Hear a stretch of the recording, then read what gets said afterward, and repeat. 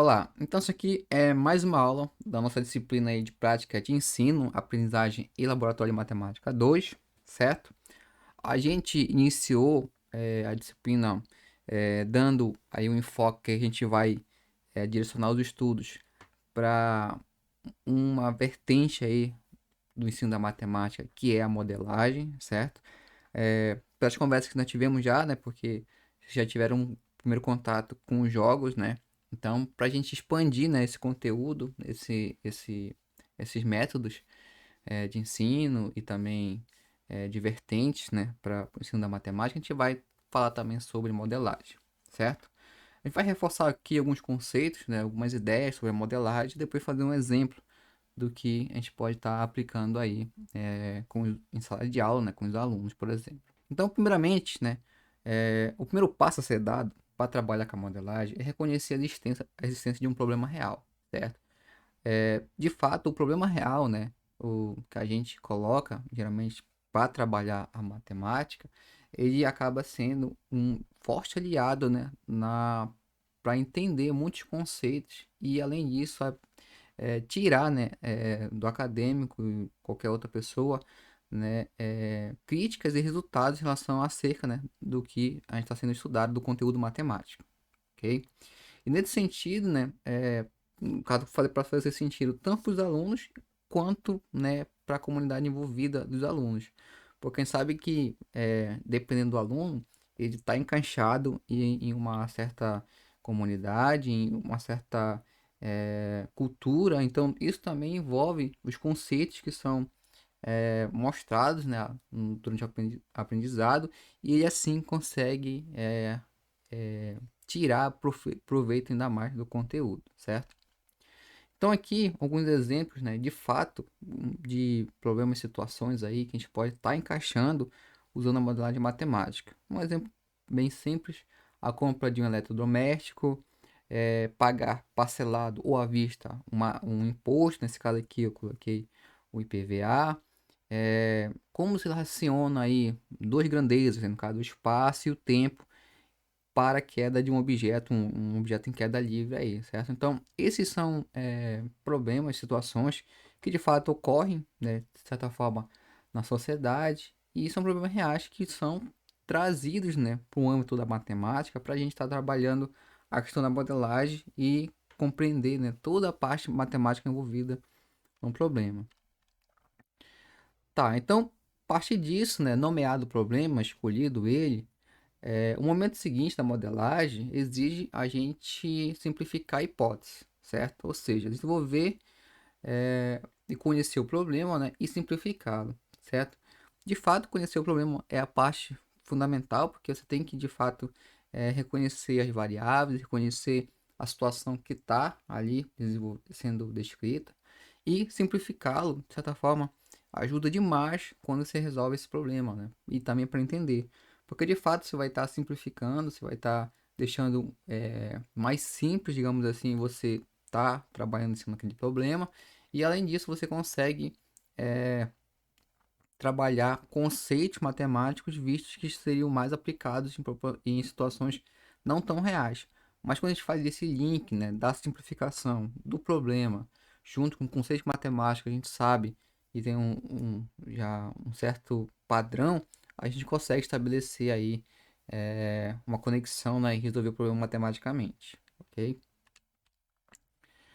Tá, então todo problema tem que ser tratado para que possa ser simplificado, né? Às vezes, como eu falei, essa simplificação ela facilita na resolução matemática do problema. Como eu falei, né? A gente já conhece muitos conceitos matemáticos, muitas definições e que são trazidas para a gente com abstrações.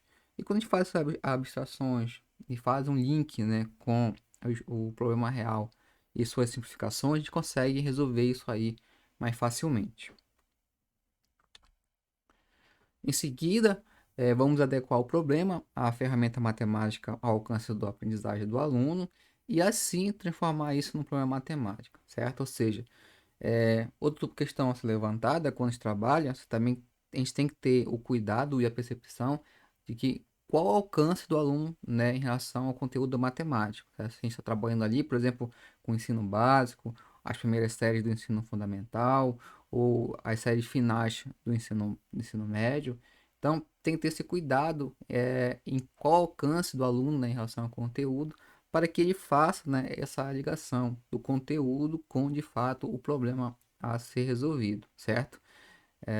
E claro, a gente como professores de matemática cabe adequar, né, aquele conteúdo, aquele problema para o conteúdo que o aluno está ali preparado, digamos assim, a ser visto, né, a receber aquele conteúdo lá. Além da validade do problema matematicamente, que também é uma parte importante, a gente deve ser verificada a validade da solução obtida em termos do problema que gerou a questão matemática. Isso acontece muito, de fato, é uma coisa que é inerente aos problemas matemáticos, em conjunto com problemas reais, é que matematicamente a gente tem aí, né, muitas formas de lidar com soluções e até mesmo chegar em muitas formas, muitas soluções. Mas, tratando de um problema real, a gente tem que avaliar se aquela solução de fato faz sentido, né, para o problema, né, para uma situação real, sendo que matematicamente muitas vezes faz todo sentido, né, as soluções que são encontradas. Então, isso, né, tem que fazer também uma ligação após fazer todo o processo de modelagem, depois fazer o processo de resolução e após validar essas soluções para que realmente haja coerência da solução com o problema real, certo? Então, em resumo, a gente pode determinar 5 momentos para o processo de modelagem, certo? Primeiro é delimitar, né, ou determinar a situação, né, o problema, né? Aí fica muito, a gente tem uma gama aí, um campo muito amplo de qualquer situação que a gente venha a ser modelado matematicamente. A gente pode falar em fenômenos naturais, pode falar em fenômenos cotidianos, pode estudar questões econômicas, as questões também sociais. Então, tudo isso que a gente possa ser modelado e que engloba a sociedade e também a gente, né, como um todo, é possível ser colocado como uma situação, né, um problema para ser estudado matematicamente, posteriormente modelado e resolvido, certo? O 2, como falei, é simplificar as hipóteses da situação. Isso muitas vezes a gente sempre encontra na física, que é o seguinte, né? Muitas vezes os problemas físicos eles são reajustados, idealizados para que quando a gente para resolver, né, a gente ou qualquer um aluno, professor, a gente consiga fazer esse link do conceito, né, físico com a parte matemática, resolver aquele problema, né? Do que simplesmente pegar o problema todo, né, com todas as variáveis, todas as situações, todas as hipóteses e levar isso, né, para dentro uma modalidade matemática que muitas vezes acaba, né, estendendo muito o processo de modelagem, certo? E como eu falei, a simplificação das hipóteses, que é de fato uma fase importante, né, quando a gente for fazer a questão da modelagem, né?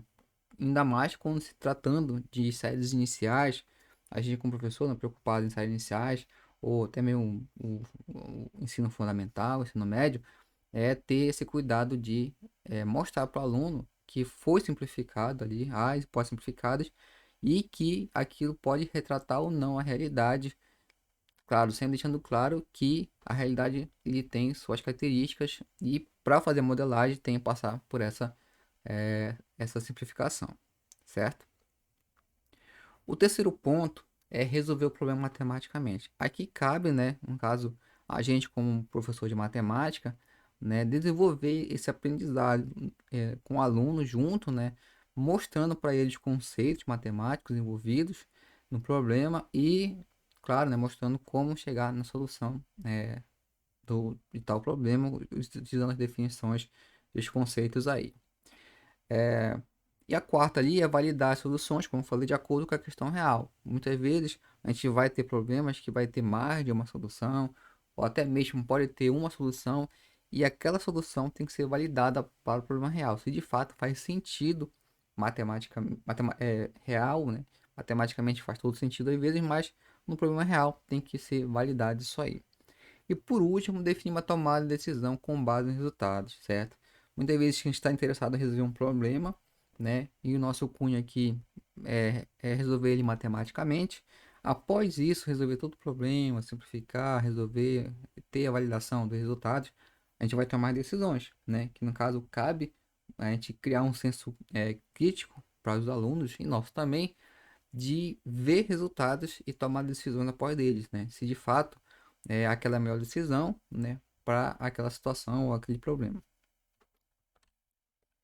Então, bora trabalhar um problema, aí a gente já fica um pouco mais claro, né? O que a gente pode ser feito em relação à modelagem.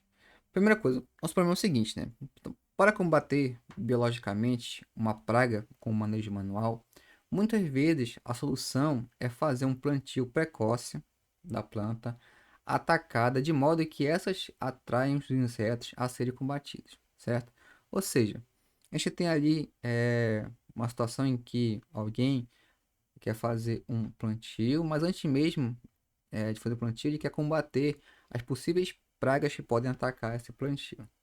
Então, para isso, há um manejo manual da seguinte forma: fazer uma parte desse plantio previamente, né, precocemente, para que os insetos ataquem essa parte, né, e ser feito ali o combate, né, nessa área preliminar, para que depois não seja atacado de fato no cultivo ali, depois que feito o plantio, certo? Então, esse é um problema que está posto aí. Esse é importante porque aqui, quando você trata com o aluno, você pode muito bem destacar inúmeros conceitos, né? E também situações em que o aluno ele pode observar que além da questão matemática que a gente vai tratar aqui, existe todo aí a questão da geografia, né? A questão do terreno, questão biológica, a questão da praga, a questão ambiental também, o aluno pode ser colocado para ele como um dos pontos a ser destacado nesse problema, certo? Então, tudo isso cabe para a gente tratar durante a resolução de problema, porque a gente acaba entrando em outras áreas, né, de ensino, outras áreas da ciência, que de fato fazem toda a ligação com o problema e, no caso, nosso conceito matemático aqui.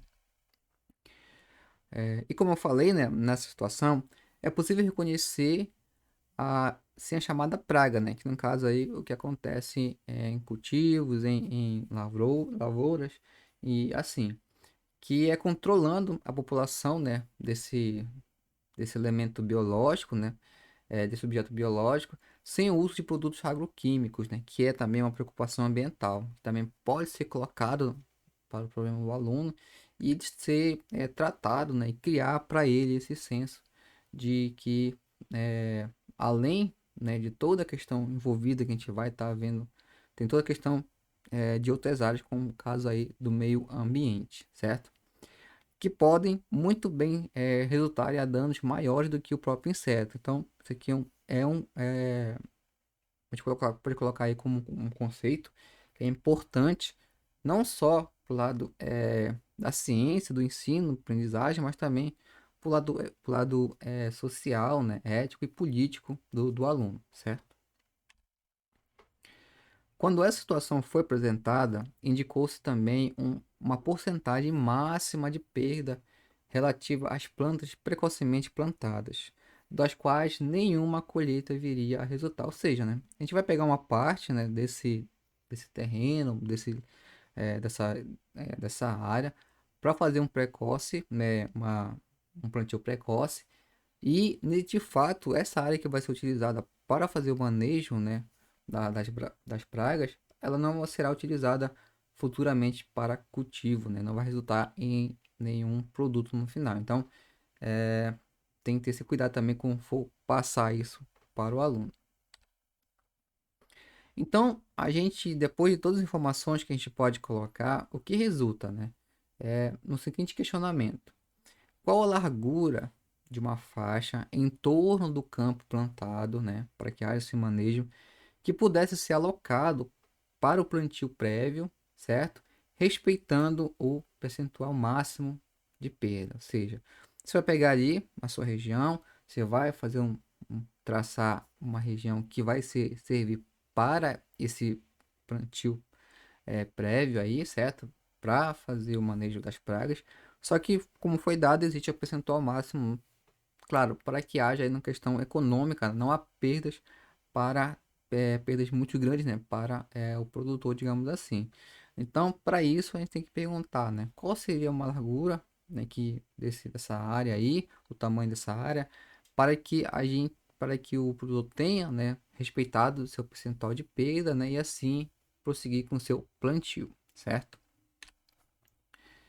Então, depois que a gente reconheceu o problema, como falei, que a gente já delimitou ele, viu as características, viu que está envolvido, não só na área matemática, mas as outras áreas da ciência, a gente vai começar para a segunda parte, que é a hipótese, né, as simplificações dessas hipóteses. Então, primeiro é o seguinte, né, a gente vai supor que o local de plantio seja retangular, né, porque o aluno ele vai conseguir visualizar isso, né, mais de forma abstrata e reconhecer formas geométricas já envolvidas aí, certo?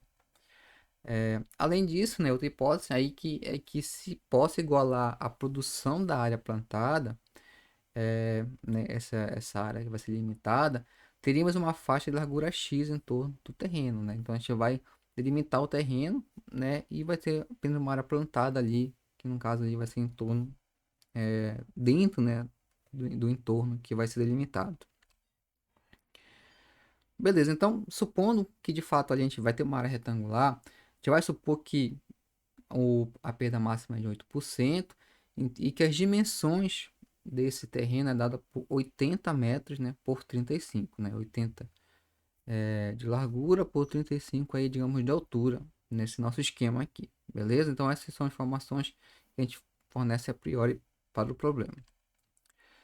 Após isso, né, o retângulo interno terá medidas menores, porque a gente vai retirar essa faixa, né, ao redor do terreno para que haja um manejo.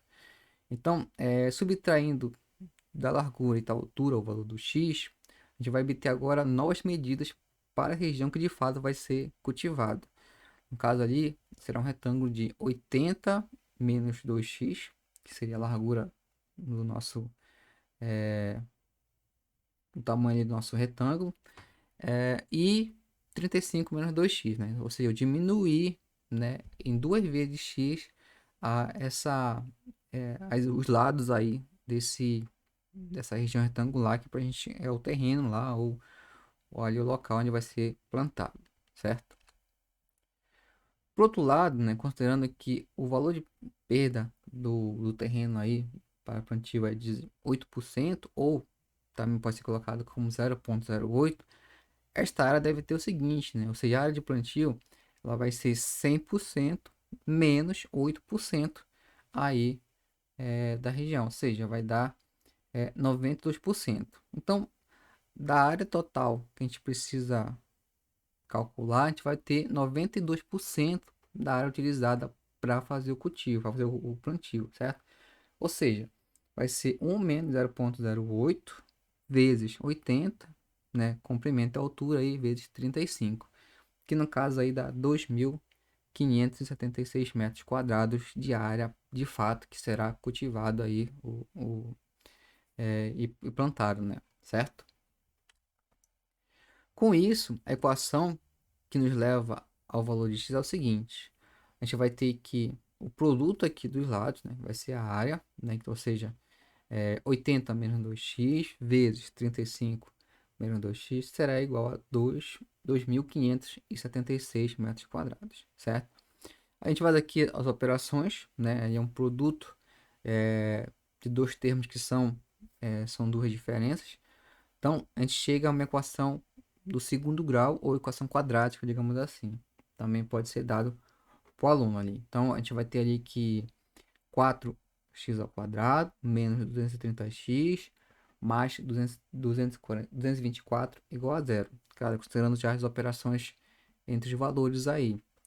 Ou ainda, a gente pode simplificar essa equação, né, dividindo todos os termos por 2, chegando a 2x ao quadrado menos 115x mais 112, certo? Então agora a gente vai partir, a gente modelou, essa aqui é a parte da modelagem, você vai ter a equação por segundo grau, ou seja, o problema foi modelado por uma equação no segundo grau aí. Vai partir agora para a solução, que é resolver a equação aqui. Então, resolvendo a equação, aí no caso você vai aplicar o método de solução para o aluno da equação integral. Aí existem algumas formas. O mais conhecido é a gente resolver pela famosa fórmula de Bhaskara, certo? Para obter as duas raízes daquela equação lá do segundo grau. Ou ainda, outra forma que você pode mostrar para o aluno durante o processo aí de ensino, certo? Então, as soluções, que são aproximadamente, então a gente vai considerar também que tem esse detalhe, tem que falar para o aluno, a gente está trabalhando com números fracionários, então tem que ter esse cuidado de falar que são aproximadamente. É o seguinte, uma raiz, chamei de x1 aqui, é 56,5 e a outra raiz é 0,99, né? É 0,99 metros. Então, tem esse cuidado para falar para o aluno que está trabalhando com valores aproximados aqui. Diante disso, tem duas informações que são importantes. Primeiro, as raízes são matematicamente corretas, né? Depois você pode também trabalhar com o aluno, verificar que de fato os valores que você encontrou, né, são valores que satisfazem a equação de segundo grau e matematicamente está correta.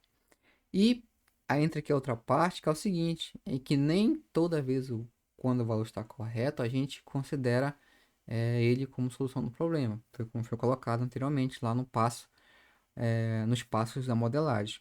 Então, a partir disso, mas somente um desses valores, ele será utilizado. Nesse caso aqui, a gente vai mostrar para o aluno que apenas o valor menor faz sentido aí para a gente estar trabalhando para o problema, né? Ou seja, é, caso você mostrasse para o aluno que você teria ali um valor de metros de 56, não faria sentido ele subtrair, né, esse valor, né, ali dos lados da região do campo retangular, porque faltaria, né, ainda para ter sentido, já que metros é dado aí como uma grandeza positiva, certo? Então isso aí tem que mostrar para o aluno. Ou seja, então nesse caso aqui, o valor que a gente vai trabalhar é 0,99 para o aluno. Ou seja, então aqui você conseguiu resolver o problema, modelou na verdade, né, pela minha equação integral, utilizando suas hipóteses, simplificando, certo? E depois resolvendo. Aqui agora é mais uma conversa quando você tem com o aluno, para mostrar para ele que de fato apenas um desses valores faz sentido para o problema real, né? Ou seja, você pode até ainda trabalhar com ele questões de aproximação, né? Digamos que é 0,99 metros, mas isso aí você pode muito bem estar arredondando para 1 metro, certo? Ou seja, se a gente fosse olhar ali o problema, a gente ia ter que reduzir em 1 metro cada lado da região retangular do campo retangular. Ou seja, então a área que de fato seria feito o plantio seria 78, né? Ali, que seria 80 menos 2, por 33, né? Que também que é 35 menos 2. Então, essa área aí, que é 78 por 33, seria a área plantada, respeitando, claro, aí a questão do percentual de perda do agricultor, algo assim. Ao final disso, você pode trabalhar com o aluno, né? Pegar essas áreas, somar elas, verificar a questão dos valores, né? Se são próximos ou não, né? E compará-los em relação ao percentual de perda aí do campo, certo? Que de fato se ele dá ali próximo do valor, que nesse caso o problema é de 8%.